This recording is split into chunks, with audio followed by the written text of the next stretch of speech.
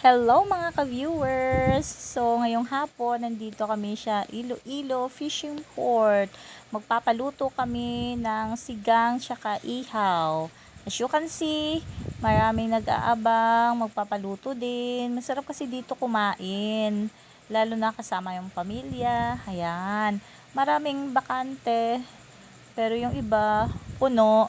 So, dyan kumuha muna kami ng pwesto, tapos bibili kami ng isda para sigurado na may uupuan kami.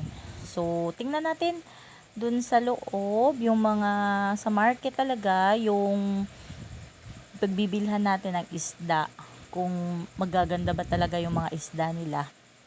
Ayan, papasok tayo. Ayan, makikita natin ang lalaki ng mga isda, tsaka ang gaganda.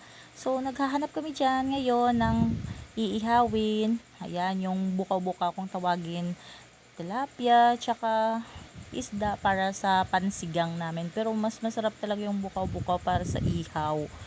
So, ayan, napili namin dalawang tayo lang naman, ihaw, tsaka sigang para mainit-init pa. Yan. So, ayan na. Napaluto na namin. Ayan. Kumakain na sila. So, enjoy eating lang. So, yun lang mga ka-viewers. Bye-bye.